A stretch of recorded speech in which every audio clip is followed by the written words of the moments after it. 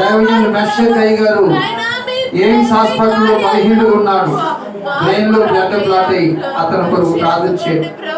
ఈ దాసుడు మీ సేవకుడు మెర్షకయ్య గారి కొరకు ప్రార్థన చేయండి. బ్రెయిన్ లో బ్లడ్ క్లాట్ అయ్యి బలహీనుడు ఉన్నాడు సేవకుడు. ఈ రోజు దేవుని మందిరంలో ఉండవలసిన వాడు హాస్పిటల్లో ఉన్నాడు. ఆ సేవకుడు దర్శించమని, ఆ సేవకుడికి ఆరోగ్యం ఇవ్వమని, ఎయిమ్స్ హాస్పిటల్ సేవకుడు బలపరచమని ప్రార్థించండి. అవునయ్యా, కరిగించండి, కరిగించండి, తలనొప్పులు తొలగించండి, ఆపరేషన్ ఎక్కడిగా చేయండి అని ప్రార్థించండి. రేపు ఆదివారం మందిరంలో ఉండాలి కానీ హాస్పిటల్లో ఉన్నారు.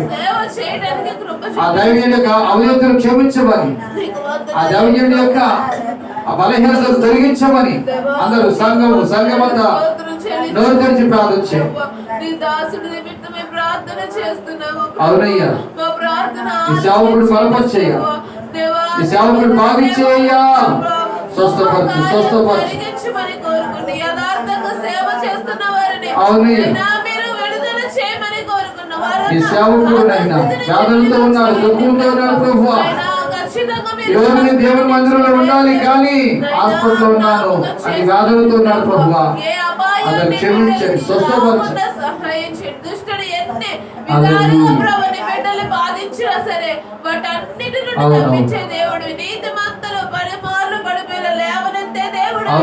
అందా రూతమ్మ గారు ఐసీలో ఉంది ఎన్ఆర్ఐ హాస్పిటల్లో.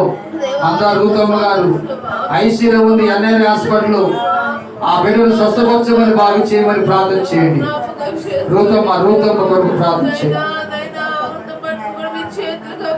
అవునయ్యా, స్వస్థపరచండి అయ్యా, బాగు చేయండి అయ్యా, ఐసీ నుంచి బయటికి తీసుకురండి అయ్యా,